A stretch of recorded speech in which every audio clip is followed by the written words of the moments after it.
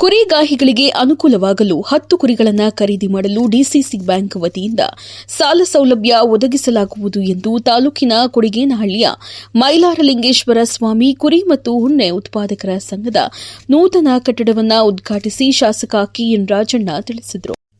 ಈ ಭಾಗವು ಬರಪೀಡಿತ ಪ್ರದೇಶವಾಗಿದ್ದು, ಬಹುತೇಕ ರೈತರು ಹೈನುಗಾರಿಕೆ ಹಾಗೂ ಕುರಿಗಳನ್ನು ನಂಬಿ ಜೀವನ ಮಾಡುತ್ತಿದ್ದಾರೆ. ಸಂಘದಲ್ಲಿರುವ ಸದಸ್ಯರಿಗೆ ಪಟ್ಟಿ ಮಾಡಿ ಅರ್ಹರನ್ನ ಆಯ್ಕೆ ಮಾಡಿದರೆ ಸುಮಾರು 10 ರಿಂದ 15 ಕುರಿಗಳನ್ನು ಖರೀದಿಸಲು ಸಾಲ ಸೌಲಭ್ಯ ಒದಗಿಸುತ್ತೇನೆ ಎಂದರು. ಇನ್ನು ಪ್ರತಿ ವಾರ ಕುರಿ ಸಂತೆ ಬೇರೆ ಕಡೆ ತೆರಳುತ್ತಾರೆ.